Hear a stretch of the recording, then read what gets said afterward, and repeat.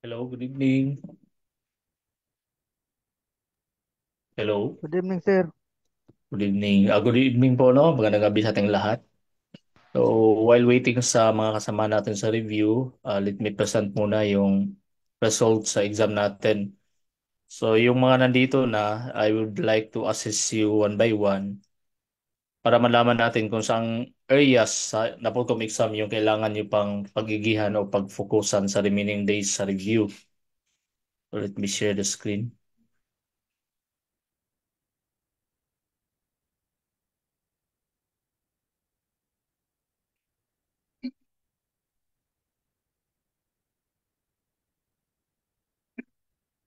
Klaro ba? Nakakita nyo?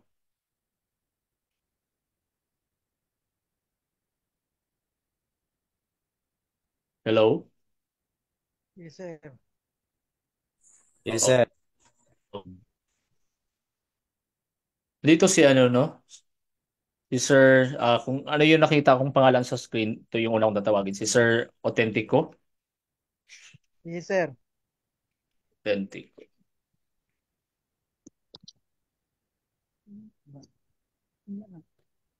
Hello po, sir. Hello, sir. Tingnan ko muna, sir, yung result ng exam mo. As for final coaching ka lang na-join, sir, no? Tama? Naka, naka-join ko pag niagi po, sir. Nakasali ka last time. O last time, Pero, pero ano, sa late, ngayon, late na ko, sir. nakapag-take ka sa logical reasoning. Opo, sir. Kapag take ka sa logical reasoning, pero hindi ka nag-take ng final exam. O kasi, sir, pag-take na ko, sir, dili naman man-next na ko, sir. Okay lang yan, sir. If you have time, pwede mo pa namang balikan. So, base sa result mo, sir, if I am going to assist you, so isa lang yung exam na kinuha mo, yung logical reasoning. So, Opo, sir. para hindi ko masyadong ma-measure as to level of readiness mo para sa exam. But based sa result, out sa logical reasoning natin, yung score mo is only 52% out of 150. So that means, sir, kailangan mong mag-focus pa talaga no, sa logical reasoning considering na itong logical reasoning, isa to siya sa pinakamalaking percentage. 35% of the total weight bigat sa exam is galing sa logical reasoning. Opo. So ganun ka mahalaga yung logical reasoning na part. Then we have si Sir Ayan. Good evening, sir. Dito ba si Sir Ayan? Magramo. Hello. Yes, sir, dito po. Nakapag-exam ka ba ng sir, ng mga nandito. So, nakita mo naman sir, no? Itong nasa screen, itong number 2. Yes po, sir. Lalo naman sir. So based po sa results sa exam natin sir, out of 9 exams, the exam that you tried is 7 lang out of 9. But based sa results, so 39% lang. So by aspect, sa pretest, so based sa result ng pretest natin, it is 150 items. Alam niyo, itong pretest, actual exam to siya sa December 2021. Yung lahat ng items. So based sa result, nakita natin dito na tatlo lang yung pumasa. Si Vivas, ako na 81%, si Ana Constantino, pati si Stelluti. And the rest are failed na, hindi siya nakaabot ng at least 50%, no? Ang result ni Sir Ayan is only 44%. Okay lang yan kasi pre-test naman. But dito sa general information, hindi ka nag-take, sir, no? Dito, hindi ka nag-take ng general information. And then for the first prelim, out of 150 items, your score is only 56%. So, hindi din nakaabot ng 70% yung passing score natin. For the verbal or the English, yung mga vocabulary, English reading comprehension, paragraph organization, you only got 51%.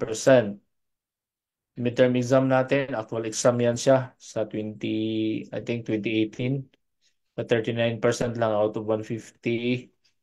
Sa math, 50% lang out of 140. Sa logical, hindi ka nag-take. And then sa semifinal is only 50%. Then ang final exam is 63%. So based sa results, sir, kailangan mo talagang i-review lahat yung mga result natin sa exam, sir, kasi may chance na bumalik ulit yung mga questions or similar questions lang, at least ma-master nyo na yung type sa exam. How about si Miss Mary? Nandito ba si Mary?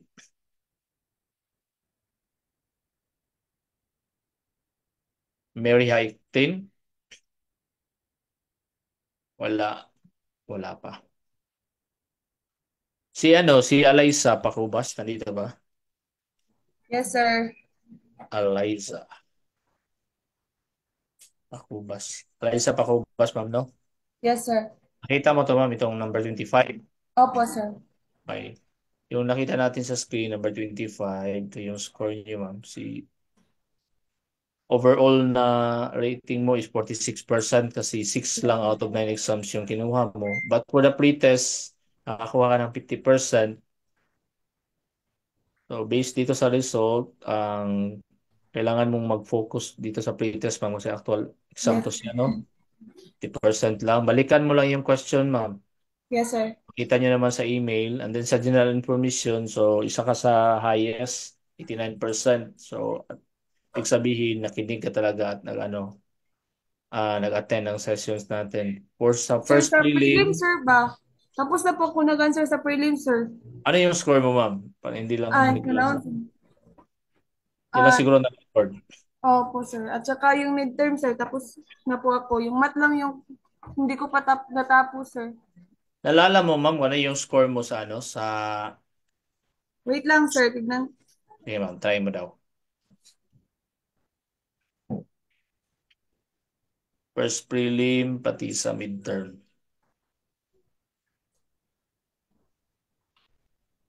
Wait lang, sir. Yung first prelim after the general information, yan siya.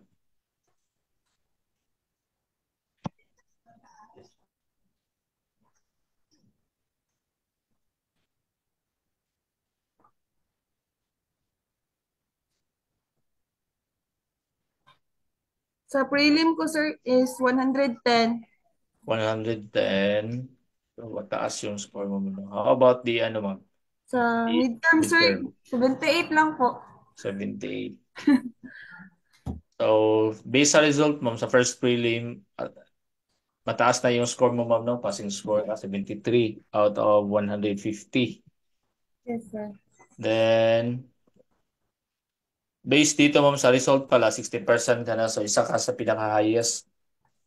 I think you are before third. Ikaw yung top 3, ma'am, sa pinaka-highest na reviews natin for this batch, Yes, sir. no? Thank you po. So,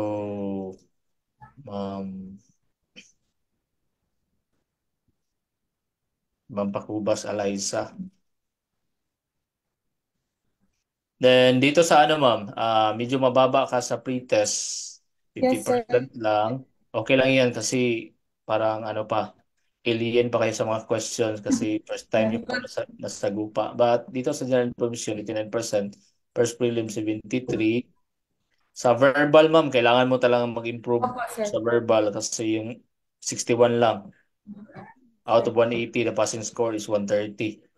The midterm also, only 52%.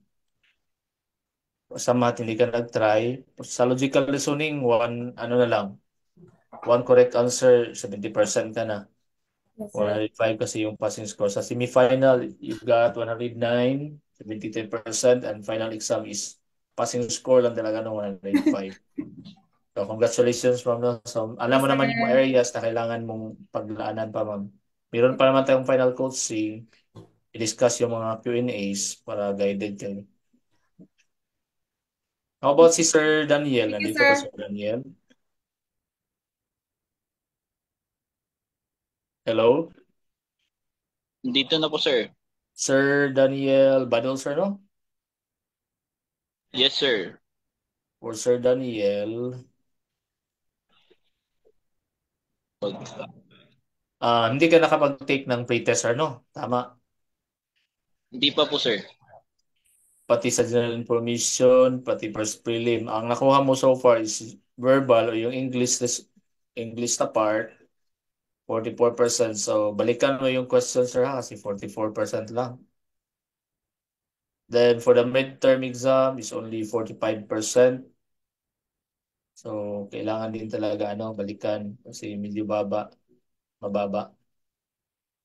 Then, for the logical reasoning, so you got 61 over 150. So, balikan mo din to, sir. And then, same with semifinal, 61 over 150. Tapos, hindi ka nag-take ng final exam, sir. Tama?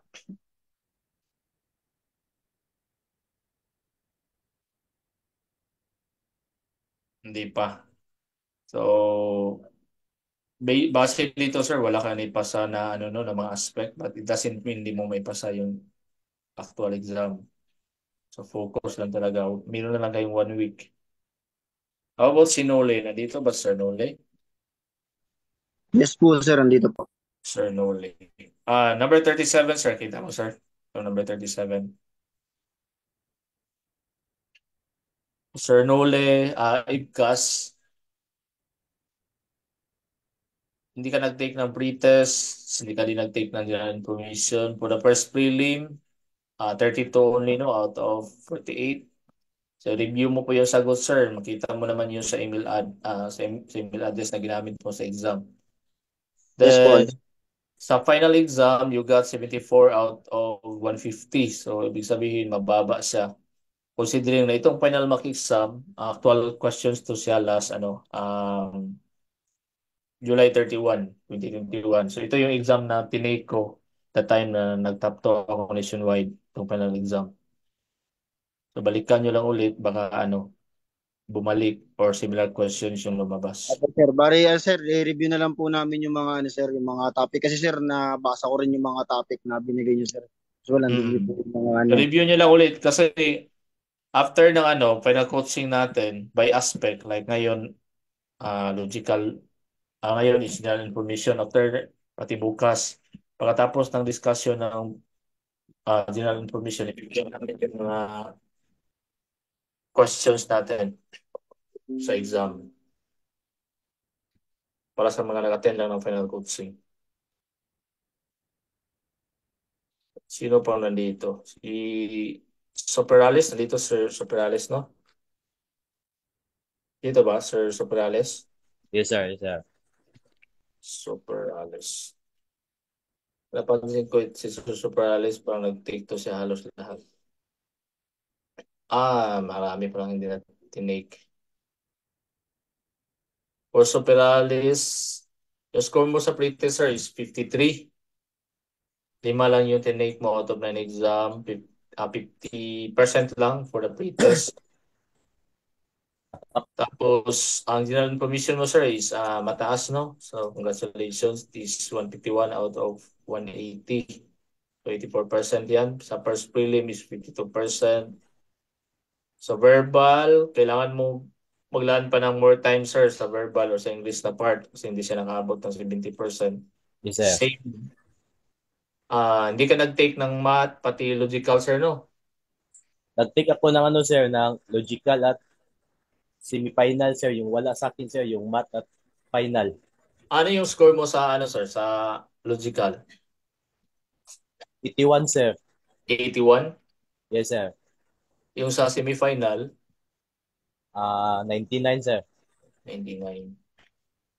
So, medyo mababa pa rin siya, sir, no? Pero, lang, sir, bawi, sir, ha? Sa final Yes, week. sir. Ito na lang talaga yung last wave niyo para, makabawi. Yes, sir. And try mo rin i-take yung final exam, sir, if may time ka, sir. Okay, sir. Yes, sir. Open pa naman yung link. Hindi ko naman, nandito si sir, si Ma'am Divine Grace, naman.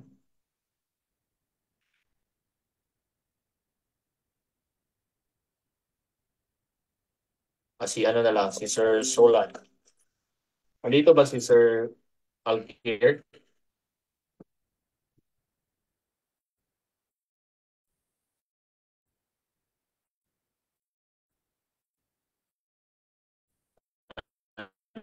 Dito na. Hello? Hello? Yes. Si Jam. Sino to si Jam? Anong complete name ni Jam? Jamel ba? Piroso?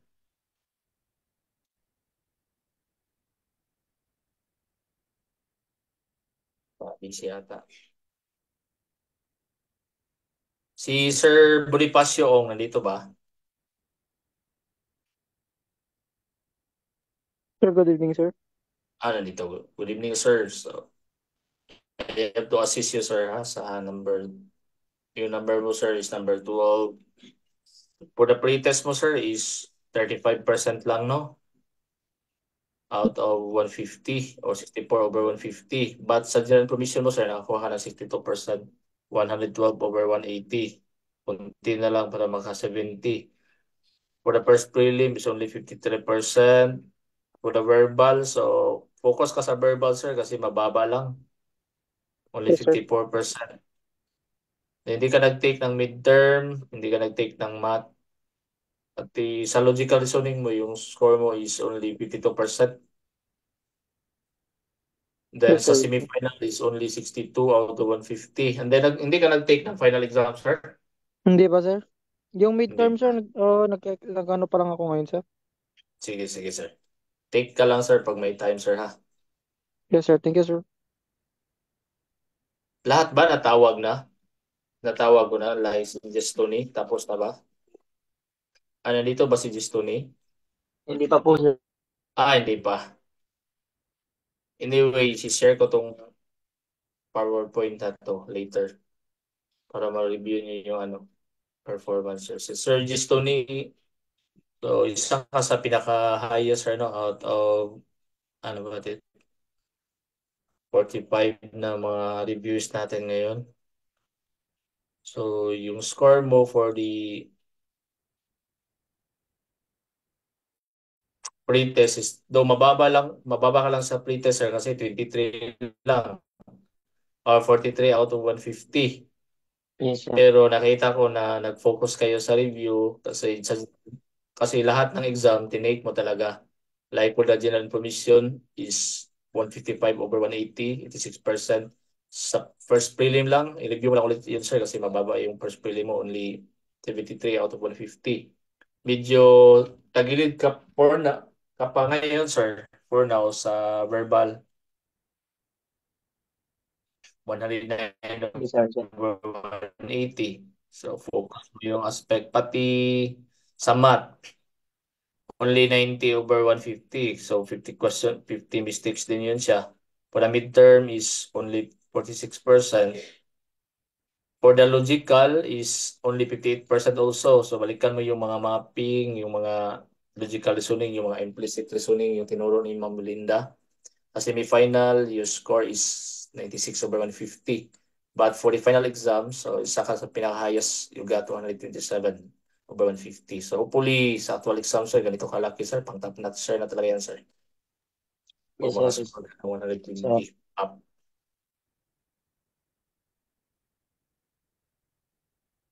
Si Sir Abaw, nandito ba? Yes po sir, kakapasok Sir lang. Abaw. Limwell, sir, no? Limwell? Yes po sir.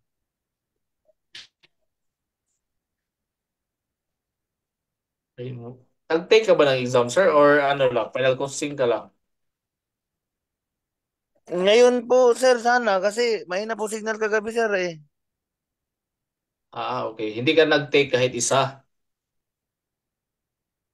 Oo sir, wala pa. Kasi wala sa record. So, kailangan mong i-take yung lahat, sir, ha? If by time ka pa, kasi 1 week na lang.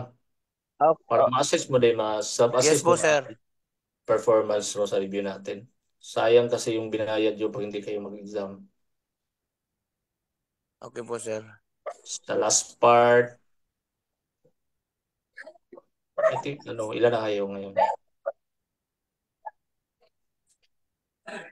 Sino ba yung hindi natawag? Meron pa bang hindi natawag?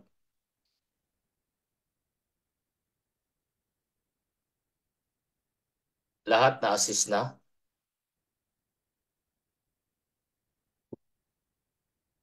Tapos na ata, so, tatlo na. So, proceed tayo dito sa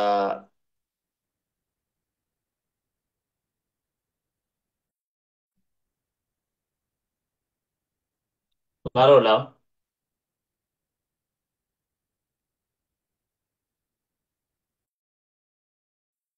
Nakita nyo guys, yung screen?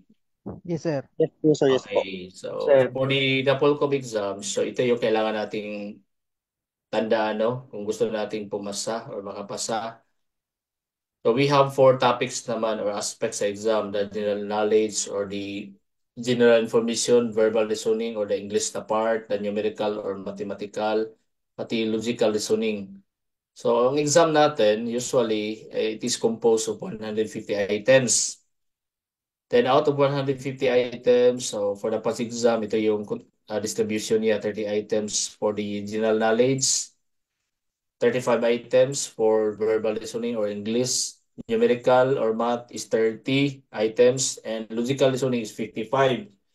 So logical reasoning, ito yung nakita nyo, pinakamaraming question.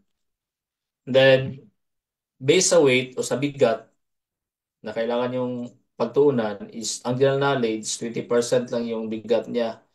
Ibig sabihin, out of 30 question, so yung weight na kinontribute niya is 20%. So, yung target naman natin para makakuha ka ng passing score is only 14%. So, ito yung 14%. And for the verbal reasoning, it is composed of 35 questions. Ang bigat niya is 25%. So, ibig sabihin, ang goal natin makakuha tayo ng 18%. Para sa 70% of 25% is 18%. Format naman is 30 items, bigat niya is 20%, so kailangan mo ng 14%, equivalent to 70%, yan siya. For the logical reasoning, 35% yung weight niya, and then kailangan mo nang makakuha ng at least 25% para equivalent yan siya sa 70. So for example, ikaw to si sticker 1, first sticker. Para makakuha ka ng 70% each out of the number of items. So for the general knowledge, out of 30, dapat makakuha ka ng 21. So ano ba yung general knowledge? Diba? It is composed of the Philippine Constitution, the Philippine Criminal Justice System, the PNP laws and history, the current event, and then yung judgment na part. Then sa verbal reasoning naman, out of 35 questions, dapat makakuha ka ng 25 correct answer. So the verbal reasoning, yun yung reading comprehension, the paragraph organization, identifying errors, and yung analogy na part. For numerical or sa math, so it is composed of 30 questions. Kailangan mo makakuha ng 21 right answers para makakuha ka ng 70% na score. So, as a review, yung math, diba, you have covered about the PBR, the percentage base and rate, the ratio, yung proportion, pati yung mga yung adding, subtracting, multiplying, and dividing fractions. So, kailangan yun siya kasi maraming questions about that aspect. For logical reasoning, so 39, yung kailangan mong makuha na tamang sagot out of 55. Pinakamahalaga ang logical reasoning, so kailangan nyo talagang paglaanan itong logical reasoning kasi kung malaki yung score nyo dito, so malaki chance na papasa kayo. I-review nyo lang ulit yung mga implicit reasoning, yung mga non-verbal reasoning natin, pati yung mga, yung other sa logical reasoning is yung mapping, pati yung, tawag dito, yung mga drawing, pati portion din ng series na parang math. So, meron din ganong question sa logical reasoning. For example, pag ikaw yung second taker, so kahit mababa yung score mo, no, sa general knowledge, you got only 15 out of 30. So that is 10% lang, equivalent.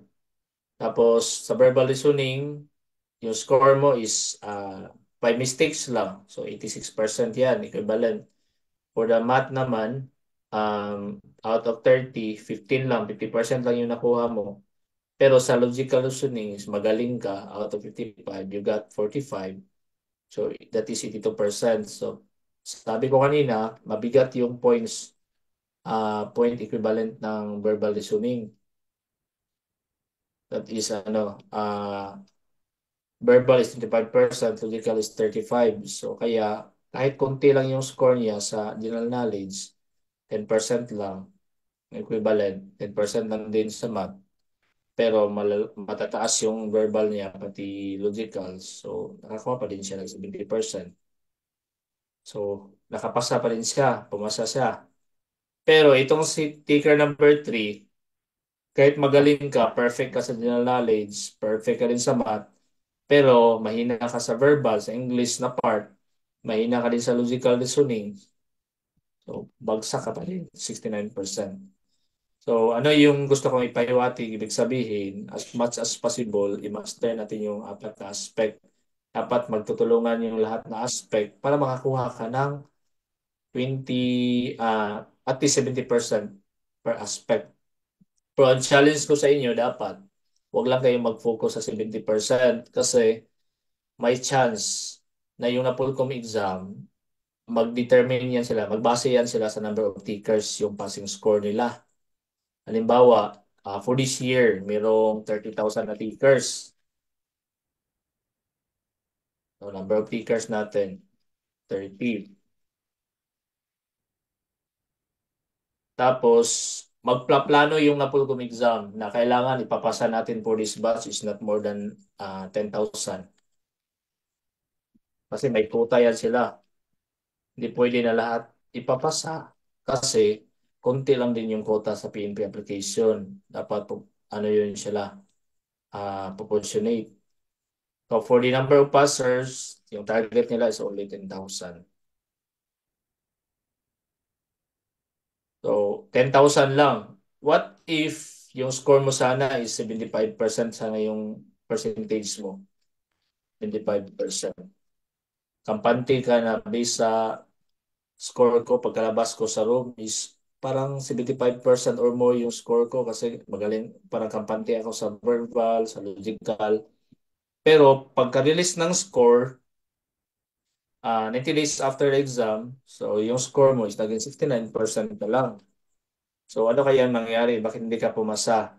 Kasi may tendency or may chance na yung rank mo out of the 30,000 na takers, na ang goal lang na POLCOM na number of passes only 10,000, baka nasa 1,001 ka na rank. So ang gagawin nila dyan, instead na 75% yung score mo, binababa yan nila. Like the less 5%, 3%, 4%. Which is yan yung reality sa mga exam. Mag-determine yung mga examiners natin kung ano yung quota na ibibigay ng taas ng number of passers. So, i-adjust nila yung result. Kasi sayang din naman na out of 30,000, ipapasa nila is 20,000. Tapos, kung ganun yung mangyari, marami yung magagawan sa limited lang na quota per region. Ang quota per region is only 150, 200 na quota para sa attrition or regular quota. So, kaya yung ginagawa nila sa NAPOLCOM exam pa lang, binababa na nila kung hindi ka nakaabot sa cut-off na number of passers. Kasi maraming magagawa. Aside sa NAPOLCOM exam, kalaban niyo yung criminology graduates na crime passers, yung mga let passers, mga mga engineering, mga civil service passers, and other board exams or eligibility exams. So, kailangan nyo talagang galingan like sa ginawa ko, no? The time na nag-review ako, guys, hindi, walang swerte na siguro nag-top 2 ako kasi ano lang, by lucks. So, meron talaga yung preparation. So, nag-study talaga ako. So, I downloaded the materials, yung mga senior namin na mga handouts, which is, I think, not most of you hindi talaga nag-try na scan o basahin yung mga materials. So, most of you nagbase lang sa discussion ng mga lecturers natin. So, during sa orientation natin, dapat you have to complement with the review materials yung mga handouts natin, no? Hindi lang dapat focus sa topics na discuss ng mga lecturers natin. Klaro ba? May nakuha kayo? Yes po, sir. Sir. So, ano yung Sir. goal natin? Ang Yes, i-goal sir. nyo dapat, para makapasa kayo, huwag nyo i-goal yung 70%. Dapat ang goal natin is 80% or up. Or 75% or up.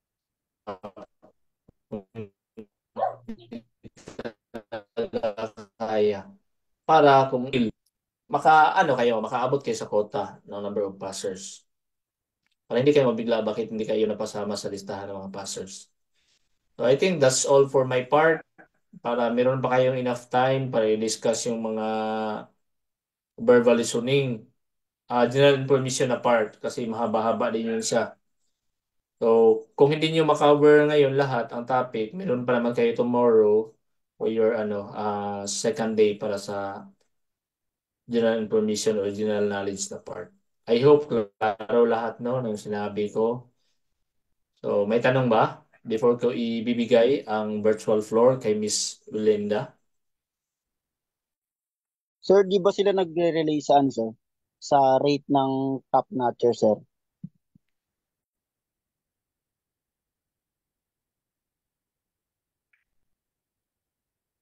Based sa rate ng score ng top notch, sir.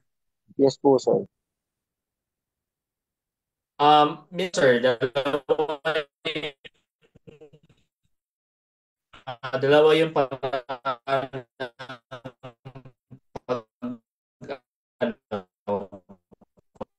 determine nila sa number of passers. Yeah, so maapektuhan yung nasa mababa. Yung mga nasa borderline, like yung nasa 70, tendency din na magiging 69 na lang. Or second din na chance, yung sabi ko kanina, pag quota base sila, pag 10,000 lang yung passer, tapos nasa 10,001 ka, so hindi ka makakapasa. So may mga ganun talaga, sir. Depende yan sa examiner kung ano yung way nila para ma-determine yung number of passers. Para sure ka na makakapasa ka talaga, kailangan mo talaga i-master and then focus talaga na dapat hindi lang ang goal mo is only 70%. Masyadong mababa yan. What if makakuha ka lang ng 104? So 69% na. So yung ginawa ko during my exam, nung time na na-exam ako, ano talaga, tawag dito, I ensure na dapat lahat ng mga aspect na master ko before I took the exam. And then you have to talaga maximize the time. So if I may present share. So ito lang yung last part pala na i-discuss ko bago ako mag-alis bago ko ibigay kay Miss Belinda. Meron pa naman kayo tomorrow. For the actual exam, so ito yung kailangan yung tandaan, you have to time manage your test. So when you encountered hard questions, yung sa tingin nyo mahirap talaga, like sa reading comprehension na napakahaba, so huwag yung hayaan na maubos yung oras nyo sa part na yun. So sa isang question, dapat paglaanan nyo siya ng at least 1 minute per question kasi meron namang 150 questions. So, kapag 1 minute yan siya per question, 150 minutes, then sa pagsisave mo, dapat ang i-allot mo doon is only 5 seconds lang per answer.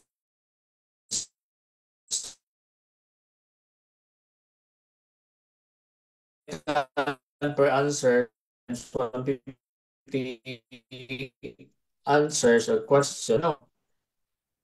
Naalat mo, what if mahina ka masyado mag-shade? Mag-shade pa lang. 10 seconds na per answer. So, ang makonsume mo nun is 26 minutes na. Tapos yung oras sa exam is almost 3 hours lang yan siya. At for orientation kung paano mag-shade, pagsulat ng pangalan, pagsulat ng birth date, yung mga other instruction from your proctor. So almost talaga, almost 50 minutes yung makonsume mo sa pag-shade if 5 or 6 seconds lang per answer. Then you have to allot 15 minutes siguro to review your answers if may chance pa. Then number 2, answer all the easy questions first, then tackle the hard ones. Yung ginagawa ko when I took the exam, solve sa test booklet, wag lang sa answer sheet. Pwede mo sulatan or mag-draw or pwede kang mag-solve doon sa test booklet, basta wag lang talaga sa answer sheet. Yes. Then, sabi dito, dapat kailangan mo talagang unahin yung mga mas madali, no? Kung sa tingin mo, yung nahirapan ka sa question na yun, so balikan mo lang siya if may time ka pa. Pero, itong number 3, in relation sa number 2, you should use elimination method. Kasi, during the time nga sumasagot ka na, especially yung mga reading comprehension, multiple choice lang naman yan. So may 5 options ka. Then after reading or choosing the right answers, may tendency talaga na may 2 or 3 na matitira na sa tingin mo best options. So kapag wala ka pa ding masagot, pwede mo yun siyang iwan o pwede kang mag-marking sa number 3, pwede mo yun siyang lagyan ng X sa number 3, or pwede mo yan siyang bilugan yung sa booklet lang ha. Or pwede kang maglagay sa scratch mo. So, yung ginagawa ko dati sa scratch lang. Maglagay ko doon na scratch number 1. Sa number 1 na hindi ko pa nasagutan, maglagay ako ng dash either 1, 2, or 3. So, ibig sabihin, 1, 2, or 3. So, ibig sabihin, yung possible na natitirang sa tingin ko best options are 1, 2, or 3. Kaysa naman, iwan mo yung number 1 na question without putting na possible answers. Kasi di ba binasa mo naman yun. So after reading, may options ka na talaga na sa tingin mo tamang sagot. So ilagay mo lang sa tawag dito, sa test booklet mo or sa extra paper mo. Para kung wala ka na talagang oras, so maghula ka na lang. So either 1, 2, or 3. Kaysa 1, 2, 3, or 5 yung hulaan mo. So 20% chance lang yun na tamang sagot. At least kung 3 na lang, so 33% chance of getting the right answer. Tapos itong number 4, try lining up your test booklet with your answer sheet for answering efficiency. So pwede mo namang i-line din ano yung question, yun din yung naka-align yung booklet mo. Then ito din, change answer only if you have a reason of doing so. So dapat wag ka magpapalit-palit ng answer. Kung hindi ka pa sure, so maglagay ka ng remarks. Number 1, either 2 or 3. Kaysa naman, magsagot ka ng 2, tapos undecided ka. Tapos, basahin mo naman ulit, tapos mag-change ka naman ng answer. So, it takes time. Sayang yung oras. Then, make sure you're answering the questions asked and not one that may have reminded you or of the one you thought was going to be asked. So, dapat, you have to ensure na yung questions, dapat, tawag dito, dapat mag-move on ka. May tendency din kasi minsan na like, sa number 5, di ka pa naka-move on kasi sa tingin mo, parang either 2 or 3 yung tamang sagot. Tapos, while reading the number 6 questions, so yun pa din yung greeting sa mind mo. So, dapat, mag-move on ka sa previous question. So, balikan mo lang yung previous, yung item na hindi ka sure kapag may time ka pa. And number 7, mark questions you want to take. Yung sabi ko kanina,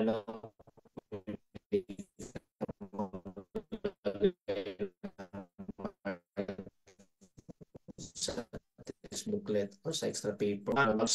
Pero sure, hindi ka walang stray marks na malagay mo sa answer sheet or hindi mo mabasa yung answer sheet kasi may chance talaga yan na hindi yan tatanggapin ng machine kasi machine yung multi-check.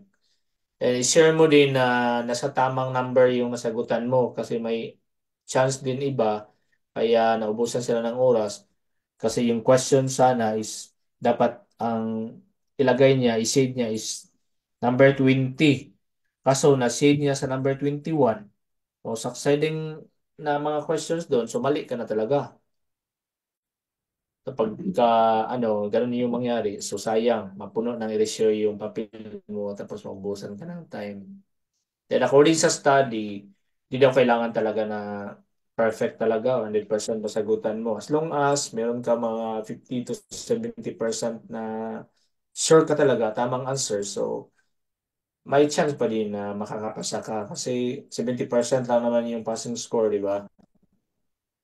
So what if meron kang 50%? Sure, kailangan yung mga items na kailangan mong hulaan if ever hindi ka talaga sure.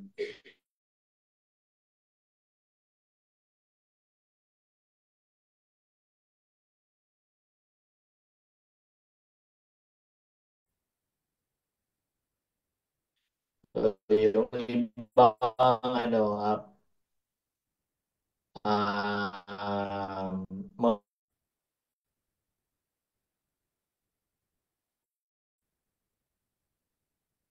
may question ba? So sa akin kuwan talaga kailangan niyo talaga time manage tapos kailangan niyo talaga i-maximize ang time. Kapag meron pa kayong time, huwag kayong lumabas kaagad sa sa room or sa exam room, sa mission room. Kasi ako,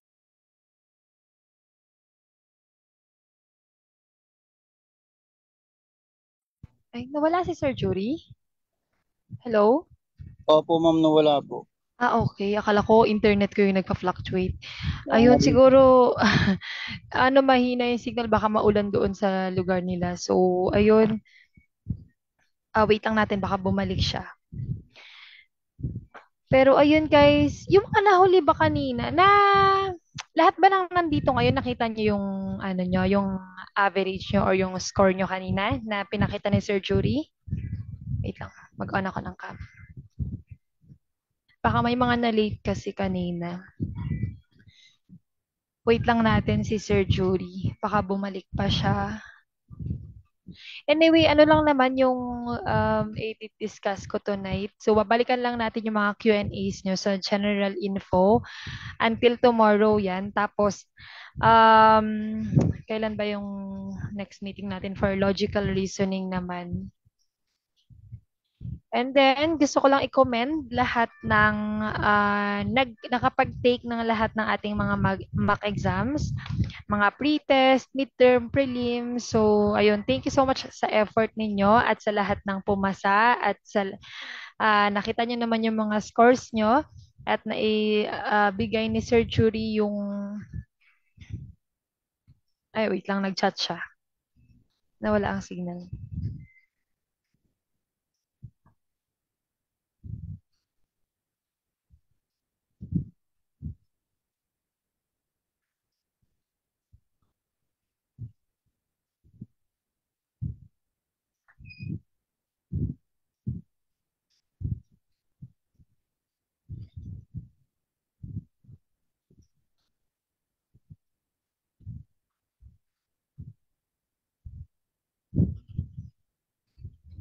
Ayan.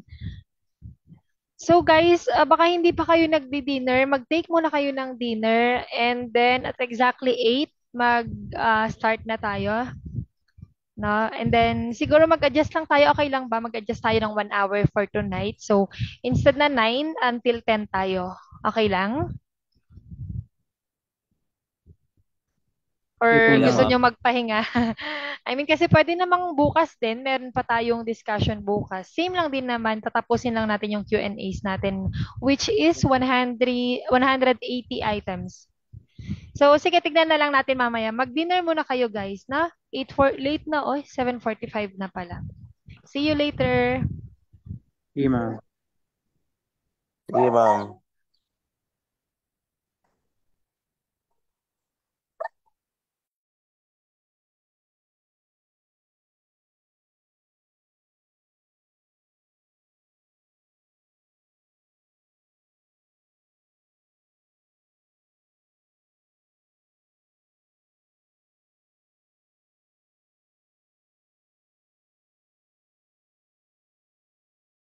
Natin yung ulit.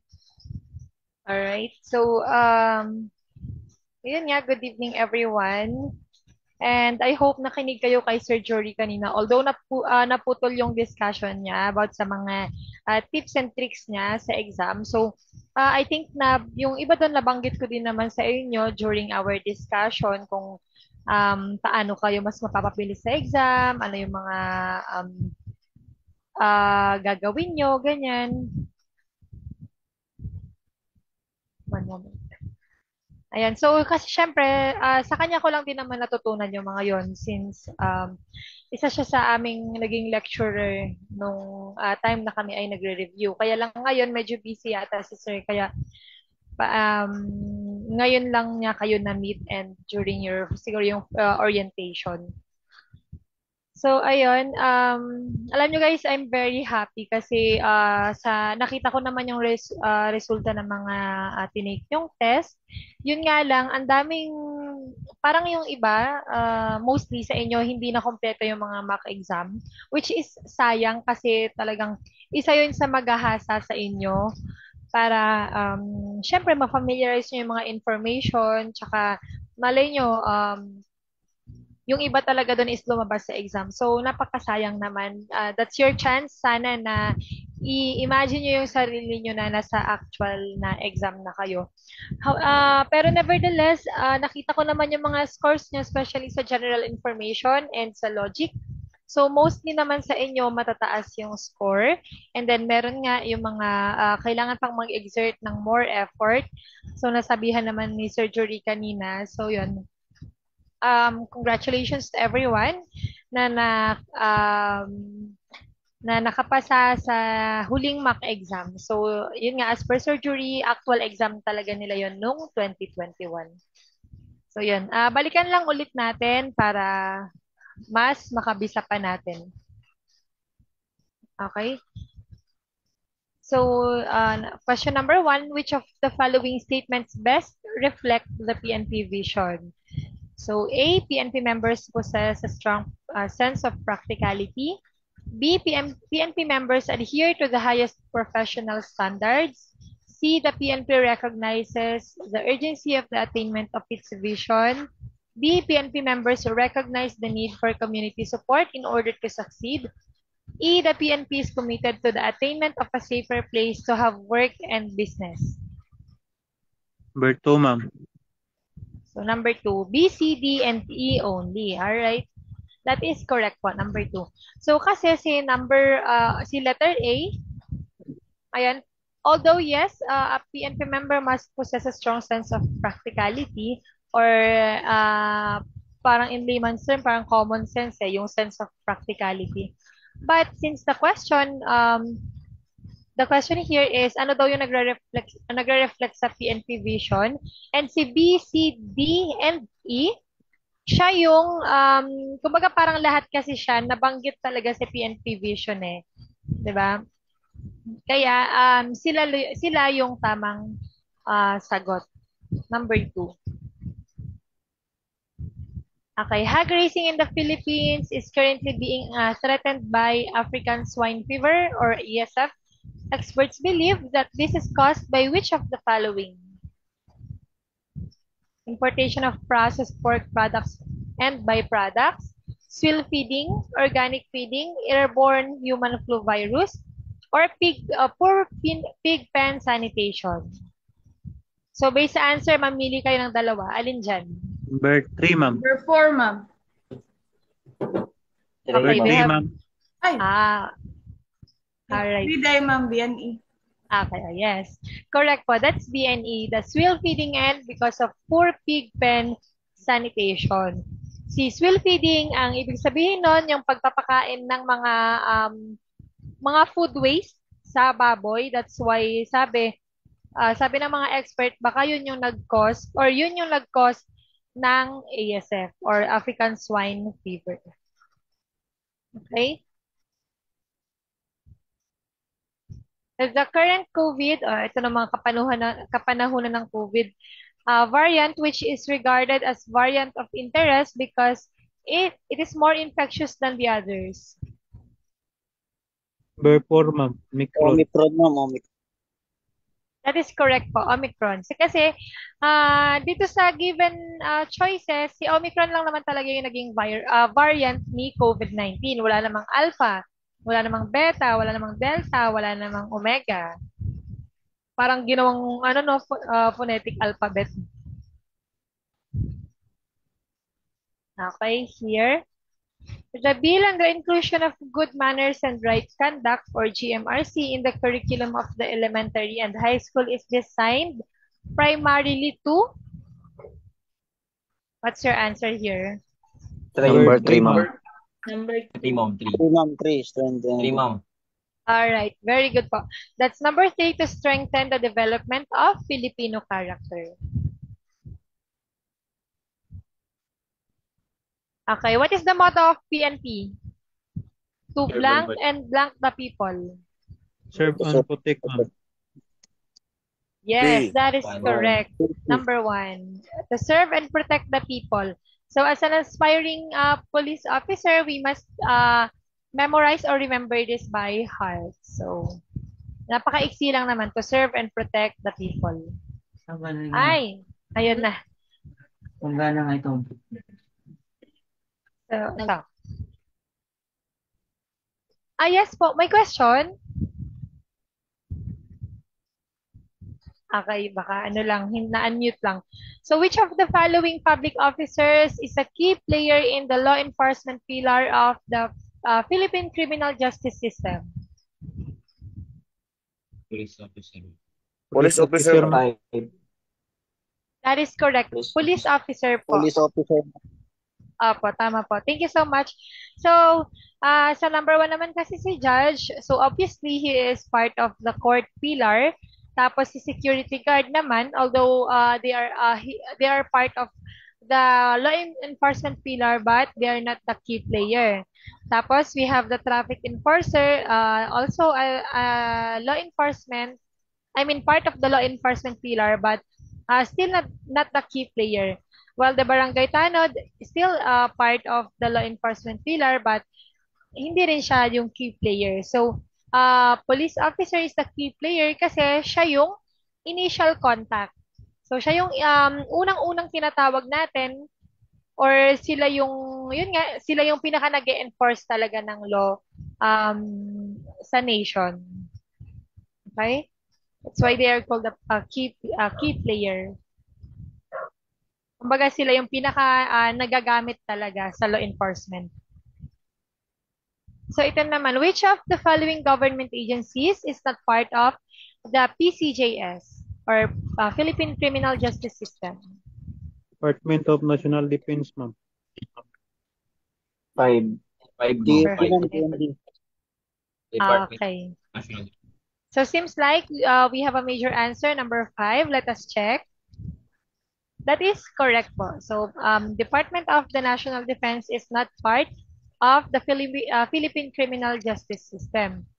The Bureau of Customs is under the law enforcement pillar, National Prosecution Service, syempre prosecution pillar, Correctional Institute for Women, syempre correctional siya, and Sandigan Bayan, siya ay sa saan ba siya? Court or prosecution? Sandigan Bayan? Prosecution. Court. Kasi di ba para sila yung special court ng ating mga, what do you call that? Mga public officials. Ayan. Yes. So, si Department of National Defense. Who is our current PNP chief? Marbil, ma'am. Marbil. Correct po. Marbil, ma'am. Yes. Marbil, Romel Marbil. Tama po. So, si Romel Francisco D. Marbil. Under the Philippine Constitution, which of the following is designated as protector of the people of the state and the state? AP, ma'am. AFP, ma'am. PNP, ma'am. 3. Armed Forces. Ano po? ma'am. Armed Forces of the Philippines. Armed Forces of the Forces Philippines. of Philippines. AFP. Okay. Correct po. The answer is Armed Forces of the Philippines, or the number 3 based on the Article 2, Section 3. Okay, Section 16, Article 3 of the 1987 Philippine Constitution provides that all persons have the right to speedy disposition of their cases before which bodies? 5, ma'am, ABC. 5, ma'am. ABC. Alright, number 5, ABCR. Tama po. Please give me a moment. Wait lang po ha.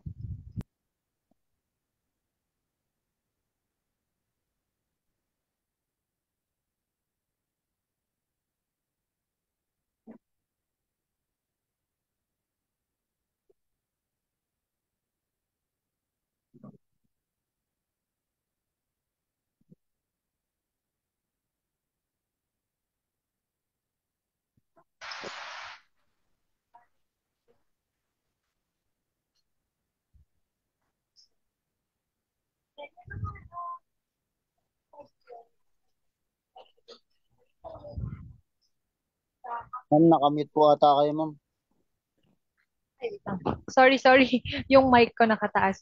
So, yun nga, yung mga naunang items na yun na sa general info, yun talaga yung nakasama sa actual exam. So, an-extract ni Sir Jury. So, ngayon, proceed tayo sa social awareness.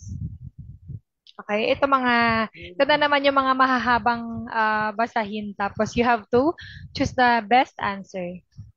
So, dito nga, na-show na yung answer.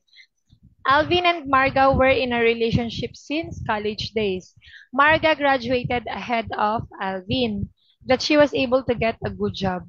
Their relationship continued and Marga got pregnant. When Alvin learned about it, he told Marga that he is not yet ready to marry her because he had to finish his studies to help her parents. He is not ready to marry because he had to finish his to help his parents. He had promised that he will acknowledge paternity over the child and will help her in any manner he could. So how would Marga best handle the situation? The answer here is B, C, and D only. Keep the child. After all, she has a job. And then ask Alvin to talk to Marga's parents. Syempre naman. And then B, inform her parents about it so they could help her take care of the child. Those are the best answers. Kasi yung letter A, have the baby get aborted. So we all know naman, dito sa country natin is hindi yata naipasa itong bill na to, yung abortion. At saka, we as a Christian, we do not support this. We do not support abortion. So it's not the best answer. Tapos, yung E, keep the problem to herself so her parents would not be worried. Eventually din naman, malalaman din ng parents, ng both parents nila. So, it's best na ngayon pa lang or maaga pa lang, sabihin na nila yung problema nila. Okay? For moral support din. Okay, when the baby was born, Alvin signed the birth certificate. Then there was no longer any communication from him until Marga learned that the latter had graduated. She was so pleased, hoping that when he gets a job, they might get married someday. However, she learned from common friends that Alvin has gotten to his office mate. If you were Marga, how would you best handle the situation? Number 3, ma'am. Number 3, so A, B, C, D, and E, all of the above. Do we have other answers?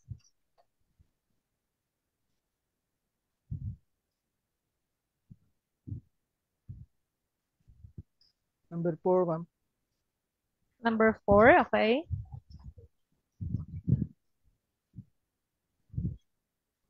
Okay, let's check.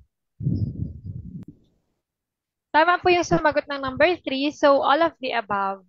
Una, confront Alvin and his wife about Alvin's child by her. So, syempre, kailangan malaman ng wife ni Alvin or kailangan maging aware ng wife ni Alvin sa sitwasyon nila na nag-exist silang mag-ina dahil yun nga tatay ng anak ni Marga si Alvin and meron siyang obligasyon.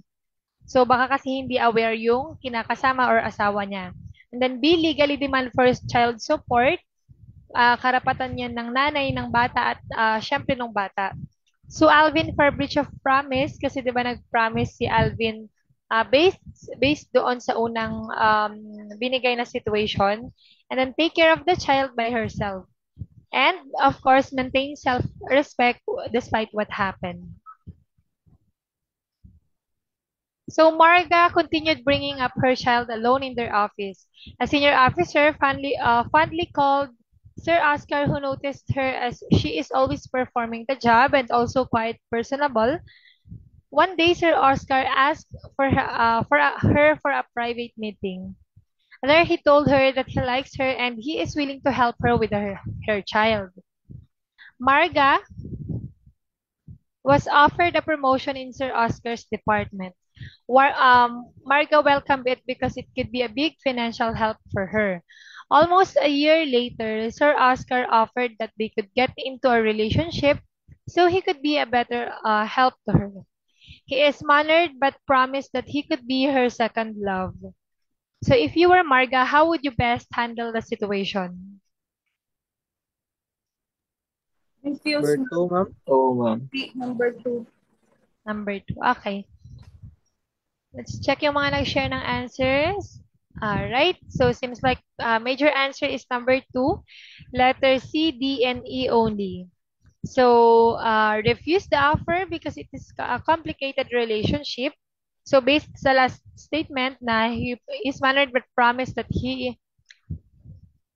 could be her second love. So seems like meron ng family si Sir Oscar. And then refuse the offer because it is against my personal belief. So hindi mo nga pina-abort yung baby tapos ngayon naman papayag kang makimingle sa may asawa na.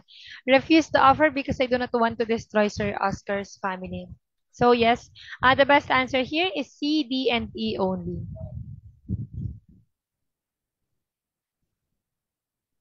About 2 years later, Alvin started showing up, bringing along toys and food for their child. As days went by, the visits became more frequent at times together with Alvin's wife.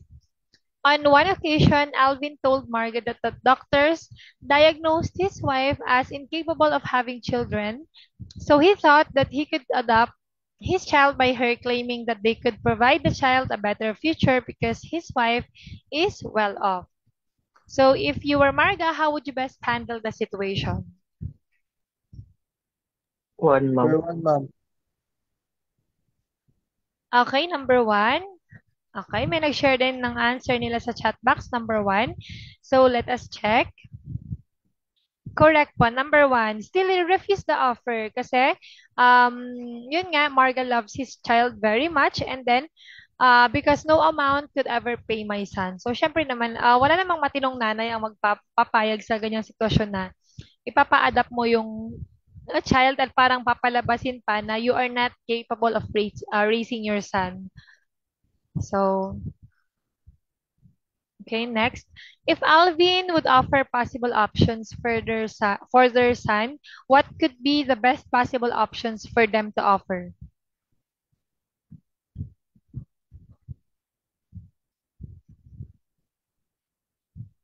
Okay, number 4 daw, sabi ni Ma'am Eliza.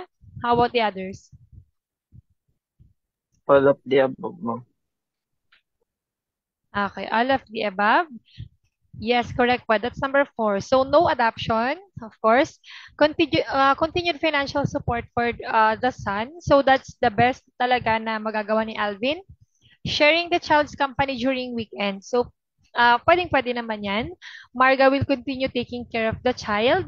Yes, dapat talaga nasa poder siya ng nanay.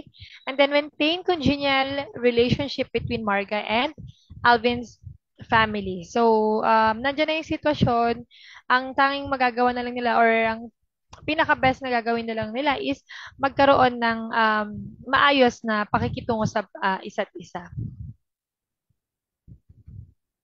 So ito, again, related items or related from numbers 16 to 20. One afternoon, you visited the family of your high school friend whom you have not met for more than a decade. After graduation, as you were ushered to their area, you saw preschool kids in a corner, unmindfully of your presence.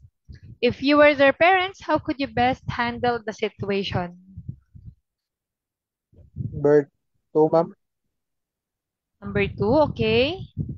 Okay, same as Ma'am Eliza, number 2 din daw. 2, ma'am. Alright, Miss Mary May also said number 2. Okay, number 2.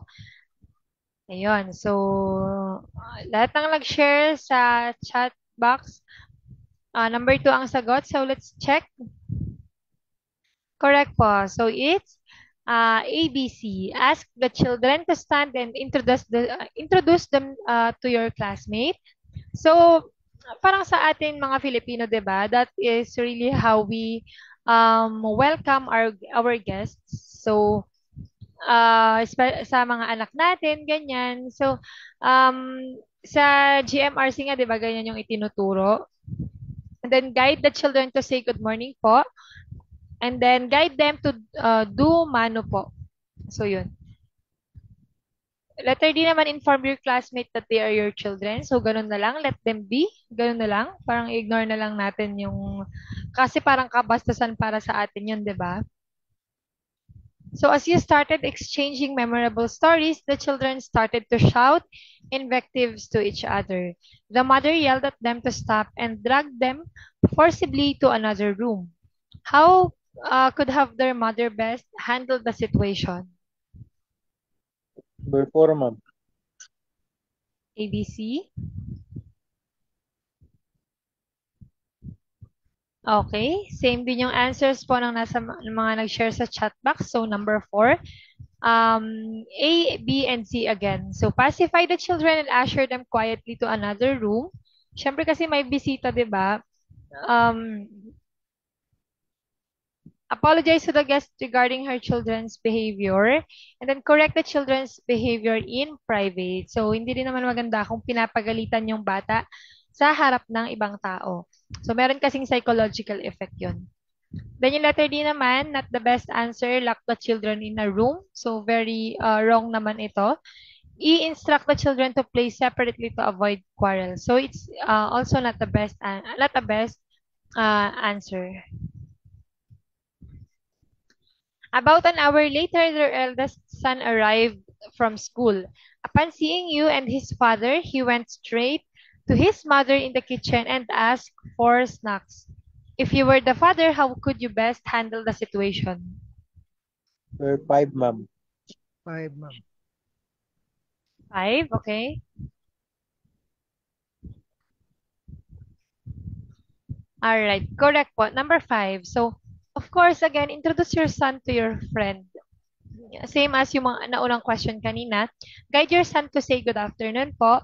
And then, say short and good memories about you and your friend to inspire your son. So, ipakilala mo yung kaibigan mo or ipakilala mo sa anak mo yung kaibigan mo. So, like, mag-share ka lang ng brief memory with your friend para alam mo yun, maganahan siya or mapalapit siya doon sa bisita.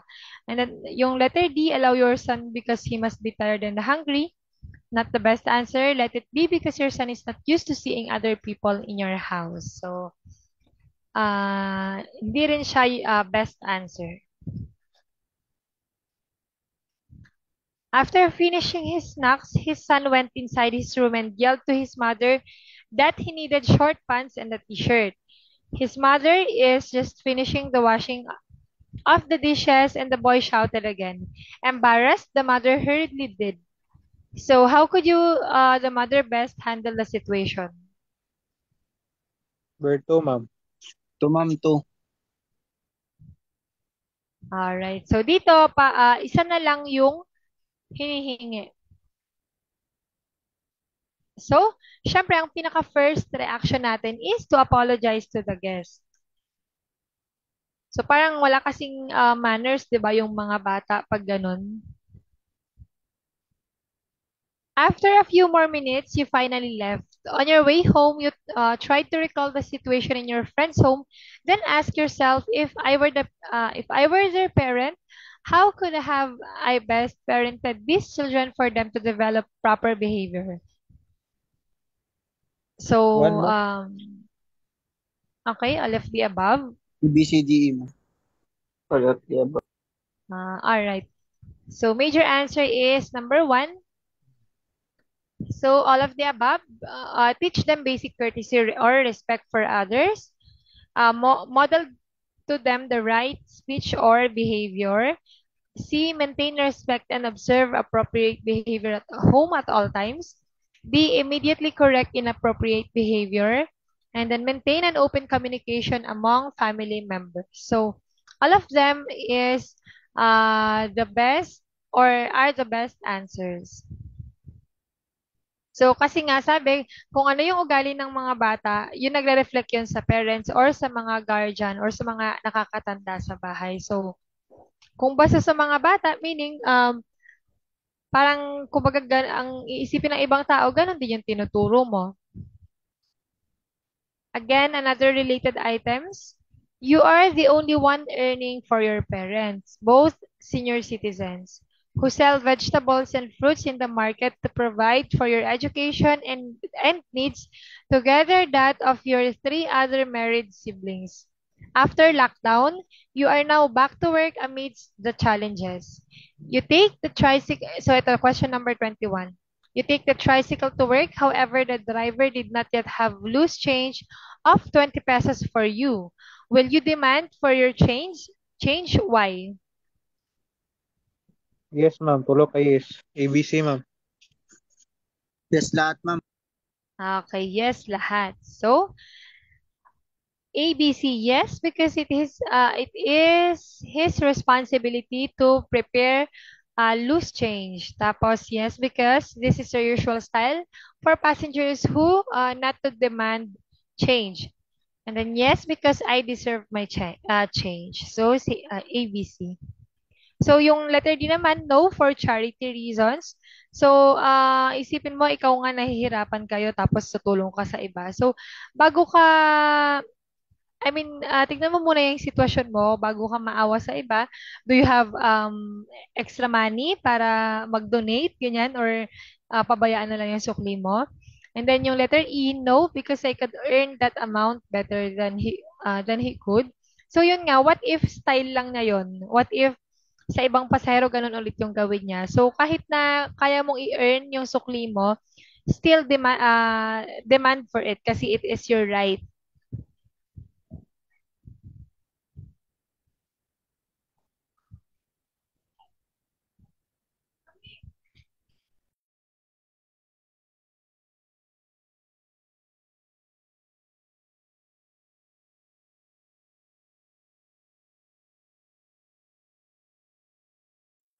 Okay. So you are posted at the entrance to assist the only guard and ensure to Wag ka assist po, ma'am. po. Sorry. Ayan.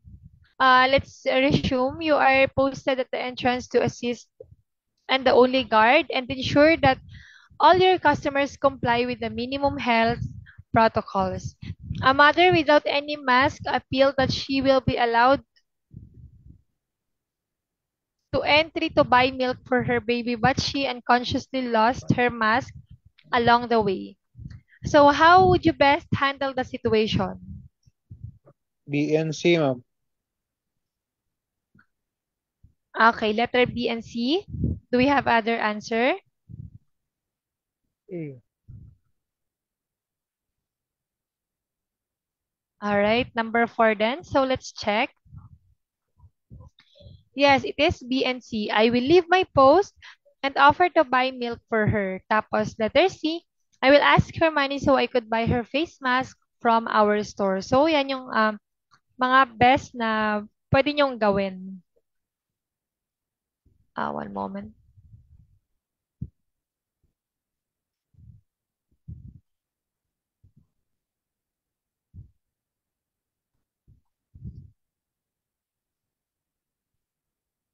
Okay, so kasi yung letter A naman, disallow her because it's a violation of health protocol. So parang very inconsiderate naman to.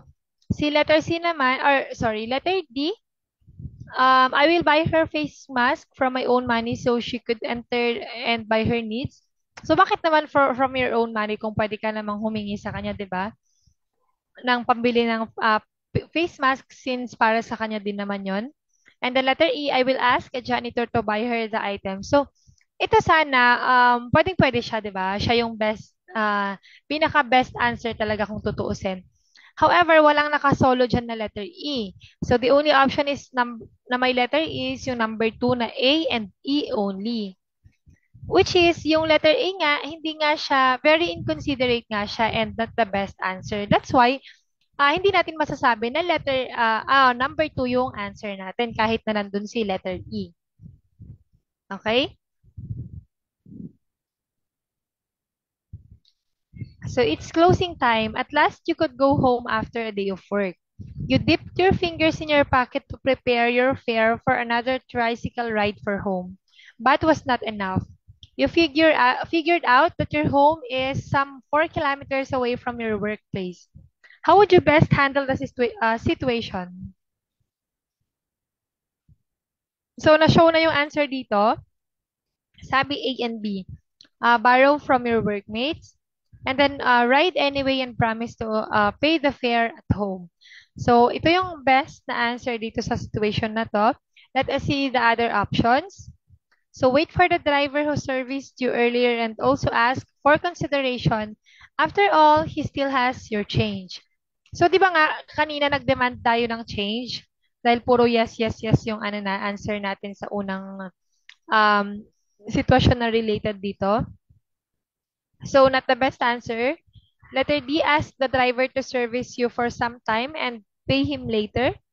So, hindi rin kasi usually naman sa mga namamasatang ganyan, parang kung ano yung kinita nila sa araw na yun, yun na talaga yung allowance nila. So, unfair din na, or I mean, parehas lang kayo na sumasapat lang yung kita. So, hindi rin siya the best answer. Walk home, it's good exercise. So, kung meron namang paraan para makauwi ka ng mas mabilis at hindi mo kailangan maglakad, so yeah, you can just borrow or magbayad ka na lang sa bahay. The following morning, as you were preparing for work, your parents told you that they ran out of their maintenance medicine. You looked at your wallet and you realized that you just have about enough for your fare and little extra until your next payday. So how would you best handle the situation? Number 2, ma'am. 2, ma'am. All right. Number 2, so ask help from your other siblings. So yung number 1 naman, borrow from your workmates. So baka mabaon ka naman sa utang. At saka isa pa nga, meron ka namang mga kapatid pa na pwedeng hingan ng tulong. So hindi advisable muna na manghiram sa iba. Then ask your parents to wait for your next pay. So since maintenance medicine nga ito, hindi siya pwedeng makaligtaan or hindi sila pwedeng hindi makainom sa isang araw. And then ask the tricycle driver to service you to work, pay him on payday. So yun nga, nasabi na earlier na same lang kayo ng driver na short, so hindi rin siya best option. Buy them their medicine at using your fare money and would just walk to work and home. So, hindi rin kasi at your expense naman yung gagawin mo kung ibibili mo na ng ibibili mo ng maintenance nila yung pamasahe mo na lang or yung allowance mo. So it's the best option really here is to ask your siblings. On a weekend, while cleaning, you saw your old bicycle handed down from your old brother. You thought that this can still be used when fixed, so you decided to bring it to a repair shop. You learned that the amount to fix it would be around 800 pesos. So how would you best handle the situation? Number 5, ma'am. 5, ma'am. All right, number 5. So just have it repaired later. Correct po. Kasi the other option seems like kailangan mo pang mag-loan or mangutang or to borrow para maipagawa mo yung bike na hindi mo naman kailangan at the moment. So, ayan, the only best answer here is to just have it repaired later. So another related items. Susan is the eldest in a family of 3 children. The family lives in an island province doing fishing and farming jobs to put up for the education and other needs of their children. When Susan graduated from high school, her parents sent her to nearby city for her college education.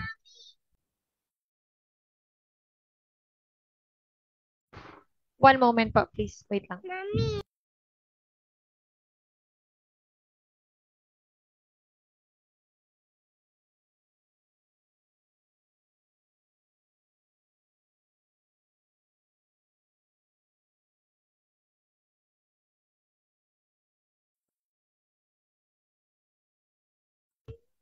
Sorry. Okay, so saan na tayo? So the family lives in an island province doing fishing and farming jobs to put up for their education and other needs of their children.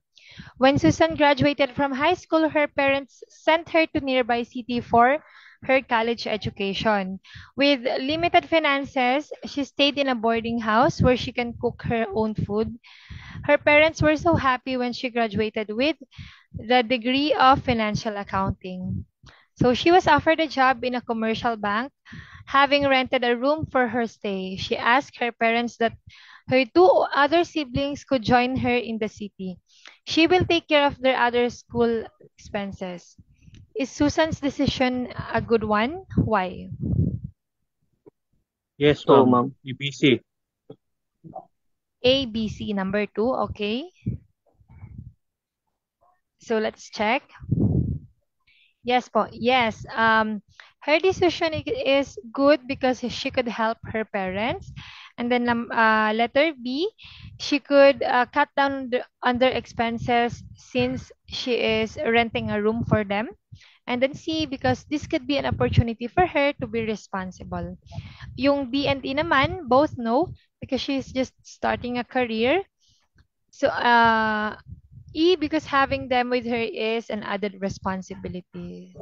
So, tayo naman kasi as we're taught na we should help each other or tayong magkakapatid dapat nagtutulungan. So, yun naman tinuturo sa atin ng mga magulang natin, di ba? So, letter D and E is not the best answer. Her parents were just too happy about her decision. So, her younger siblings packed their things and joined her. She enrolled them in a school near their rented place to save on fare. At work, she met a man named Carlo, a junior manager to whom she is attracted. Their feelings seemed mutual, and few months later, they started dating.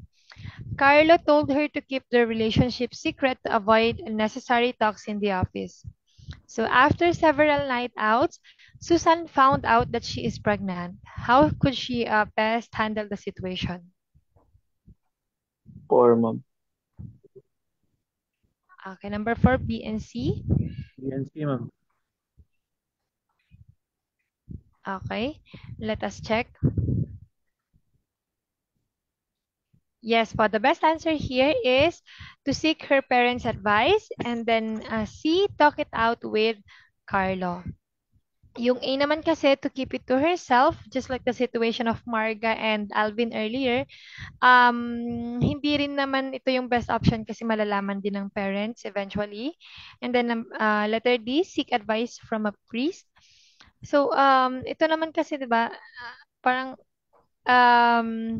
hindi siya yung best option at the moment. So, dapat parents muna at si Carlo kasi sila yung may problema, and then explore possibility of abortion. So, obviously, hindi siya best answer. Okay, number 28. When Carlo learned about Susan's pregnancy, he strongly suggested that the baby be aborted and offered a good sum of money. If you were Susan, would you accept the offer, and why? No, ma'am. A and B, ma'am. Yes. No. Yes, strongly no, because life is sacred and because it is contrary to my belief. Carlo offered her another option. She could keep the baby, will give her sufficient money to support expenses and the baby's needs, and would help her get a job elsewhere so that the whole problem would not be known by the office mates. Carlo even emphasized that they could maintain their relationship peacefully in another place. If you were Susan, would you accept the option? Why? 5, No, ma'am. ma'am. No, ma'am. All right. Correct po. No. So, because Carlos' option is a mere promise, no concrete plans for the future. So, parang masyado lang pinapa-complicate kasi ni Carlo yung sitwasyon, 'di ba? So, parang hindi ka na magta-trust or hindi ka na magtitiwala sa mga sinasabi niya. At isa pa, una pa lang, wala na siyang concrete plan para sa inyong dalawa. So, just better refuse the offer. If you were Susan, would you always seek the advice of your parents in situations like this? Why? Yes, ma'am. EBC. Okay, syempre yes, because I need their moral support and wisdom. Yes, because they deserve to be respected. And yes, because they are my parents. Simply because they are your parents. Yung D and E, both no, so not the best answer.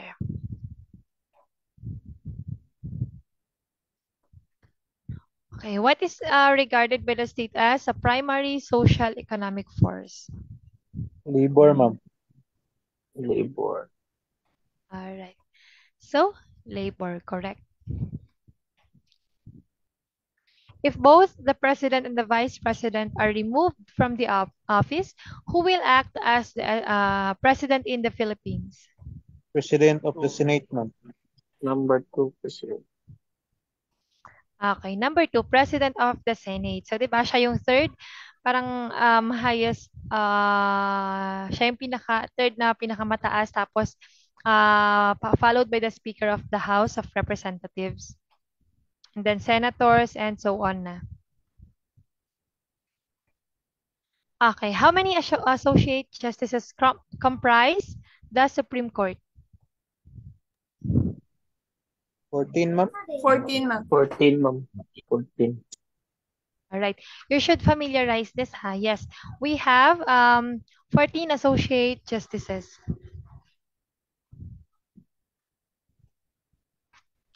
In Article 2, Section 21, the state shall promote comprehensive rural development and what related field, sorry?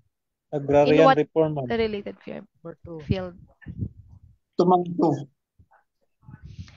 Yes. Number 2 po, agrarian reform.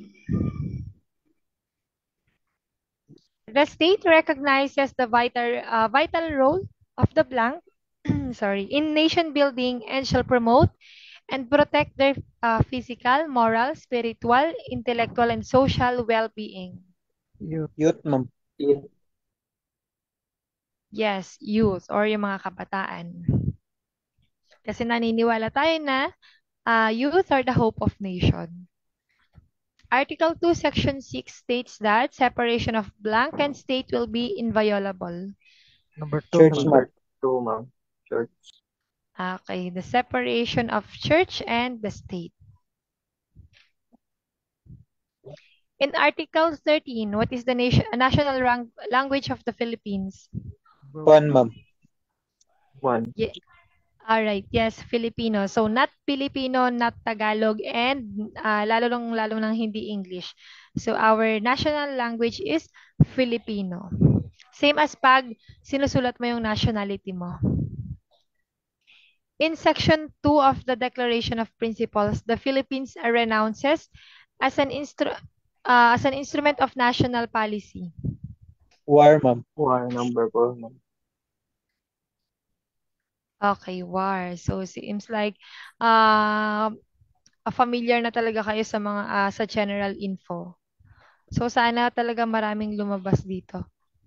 Okay, Section 8 of the state policy states that the Philippines, consistent with the national interest, adopts and pursues a policy of freedom from what type of weapons in its territory? Nuclear, ma'am. Clear, ma'am. Nuclear weapons. Okay, yes. Nuclear weapons. It is created under the Article 9 of the 1987 Constitution. It is mandated to adopt measures to promote morale, efficiency, integrity, responsiveness, progressiveness, and courtesy in the bureaucracy. Civil service, ma'am. Ay, wait lang. Ayun na pumindot. Correct po. It is the Civil Service Commission.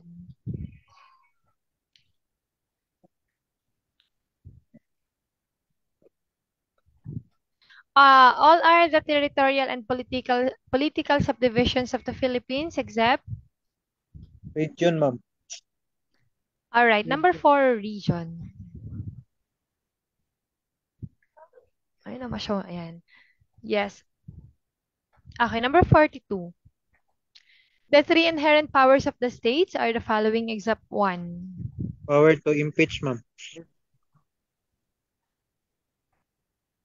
All right, correct po. Power to impeach.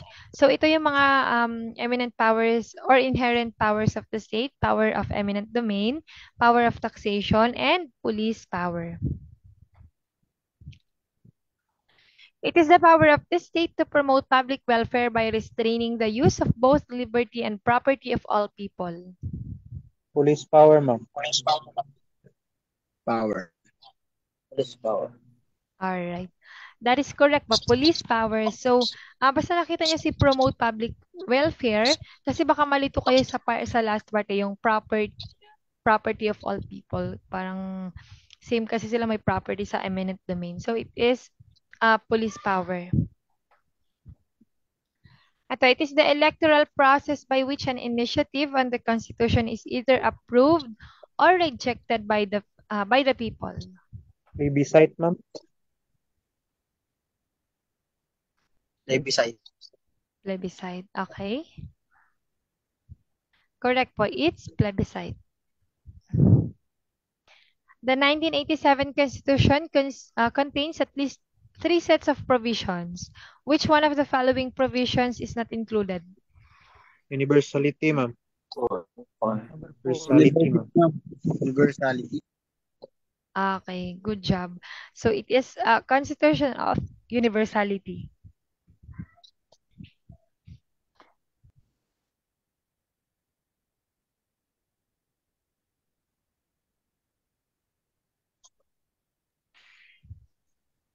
Okay, 46, a basic social institution that our state should strengthen according to the Constitution under our Declaration of Principles is the family. So, the basic unit of the society. Under the 1987 Constitution, the term of the president is ilang years? 6 years, ma'am. 3 years. 3 years. All right. They are given 6 years. And then, while the senators, 3 years, diba? Tag 3 years. Years per term. Ayan. But yung president, 1 term lang siya. Unlike ng mga senators, mga mayors, mga governors, they can run up to 3 terms, diba? So refers to those non-dominant groups in our country which possesses and which to preserve ethnic, religious, or linguistic traditions markedly different from the rest? Indigenous, ma'am. All right. They are also known as indigenous cultural groups. So what part of the Constitution that recites the general principle of our government? Preamble, ma'am. All right, correct po. It is the preamble. It is the power of the state to impose, charge, or burden persons and properties. And, wait lang, naulit siya, and properties. Edit ko lang po. Power of Okay. ma'am, taxation. Power of Okay. Yes po, tama po kayo. This is a power of taxation. So basta nakita nyo yung power of the state to impose charge for purpose of raising revenues, matik siya power of taxation. That's why sa bawat kinukonsumo natin dito sa Pinas or even sa ibang country, meron siyang may naka-impose na tax because it is used to raise revenues para sa mga projects. Public projects. Okay, the Commander-in-Chief of all the armed forces of the Philippines is the President, ma'am. correct President. So what is the form of our government? Presidential, ma'am. Yes, obviously we are a presidential form of government. What are the three main branches of the government of the Philippines? Legislative, executive, judicial, ma'am. Legislative. Okay, tama pa. So number 4, it is the legislative, executive, and the judicial branch. So the Philippines is a blank and blank state. Sovereignty resides in the people and all government authority emanates from them. Democratic and Republican, ma'am. Number 3. Correct po. Number 3. Ayan. It states that no person shall be deprived of life, liberty, or property without due process of law, nor any person be denied the equal protection of the laws. Bill of Rights, ma'am. Yes, Bill of Rights. Ito, who shall have the exclusive power to initiate all cases of impeachment? Speaker of the House, ma'am. All right, it is the Speaker of the House. Oh, sorry, House of Representatives. No, sorry. This is a House of Mali Representatives. pa ako, ma'am. Yes, sorry about that. Sila lang yung may exclusive power para mag-impeach. HOR pala ba? Yes, kasi 'di ba sila yung nagvo-vote, kung naalala nyo or napanood nyo yung kay Corona dati, yung sa ano ba yung ano niya, Chief Justice Corona, 'di ba? Na-impeach siya. Vote of what? 2/3 ata, ma'am. Yes. Okay. 2/3 of the votes from the The following are members of the Constitutional Commission except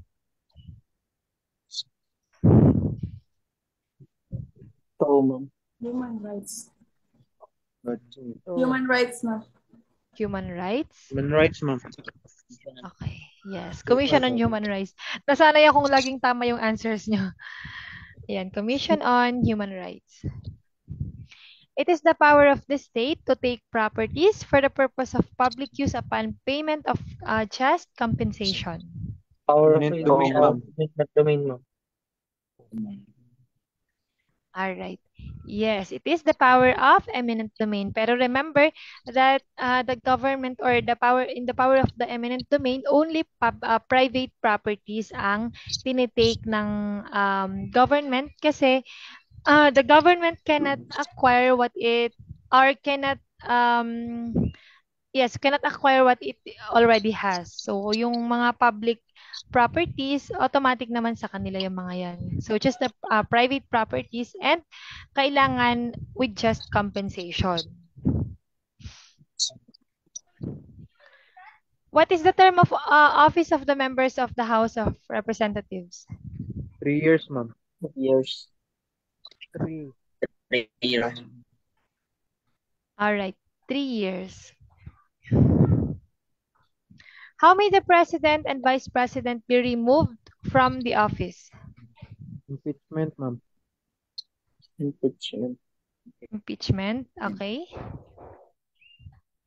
Correct po, impeachment. The fourth highest government official of the country is the Speaker of the House, ma'am. correct po, Speaker of the House. The judicial power is vested in the blank. Court, ma'am. Court. All right. Of course, court. So the President of the Philippines can override a bill which was passed by Congress by virtue of what power? Veto power, Veto ma'am. power. Yes, Veto veto power. Galing kabisan nyo na.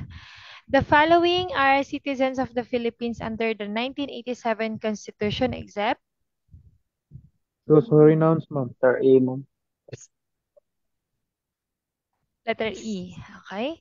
Those who renounce their citizenship by their act or omission. Ayan. So, 'di ba ito yung mga halimbawa yung mga nag-citizen na sa ibang bansa tapos 'di ba parang mag-take oath ka or manunumpa ka na hindi ka na Filipino ganon that you are officially the resident or whatnot. So, 'yun. The Article 4 of the 1987 Philippine Constitution is about what? Citizenship. Citizenship, ma'am. Okay, citizenship. Tama po. Ayan. So siguro guys, for tonight mag-dismiss tayo ng 9. Bawi na lang ako sa inyo bukas. We have 3 hours naman tomorrow tapos tatapusin naman natin yung ito up to 180 items. Okay lang ba? Yes, ma'am. Okay lang po, ma'am. Alright, sige. Para makapagpahinga rin kayo. No, tapos yung mga hindi nakapag-take pa ng mock exam, isamantalahin nyo na kasi you only have few days left before the exam para at least, di ba, ma-exercise yung mga utak natin. Sa akin po, ma'am, hindi po ma-next. Ano pa? Kasi sa exam ko po, ma'am, pagkatapos ko ng first kids, dapat i-next yun, di ba? Sa akin po, hindi po ma-next. Eh baka hindi po, meron pong hindi, or may nalampasan po kayo. Yes. Ganyan yan. Baka may hindi ka proceed, ma'am, nasagutan. may hindi nasagutan, ma'am. At double check niya po. Sige po. Kasi yung isa pong exam po sa akin, ma'am, hindi po ma-submit po. Okay. I-check nyo lang kasi mag-notify naman siya doon sa or merong magre-read ganyan na number na nakaligtaan nyo. So, double check nyo lang po muna bago mag-submit or kung ayaw pa rin, pwede nyo pong i-report sa kay Sir Jury or sa GC para ma-help po kayo ng iba. Salamat. Or ni Sir Jury po. Sige po. No? Take nyo to na, since mag-early out tayo, take nyo as an opportunity na i-take po yung exam, ha? Thank you po, ma'am. Okay, last question tayo. All government agencies, offices, or corporations shall reserve at least 1% of all positions for whom? PWD, ma'am. Ayan. Correct po. PWD. So, at least pala merong may nakaalat na position para sa kanila. Ayan. So, mag-stop muna tayo dito guys kasi 3 hours naman tayo bukas. We will start at exactly 6 p.m. So, I think same link na yung gagamitin natin. Sorry, sana pause. Ay, sorry ba guys, naka-resume ba kanina? Ay, naka-pause ba kanina yung screen ko?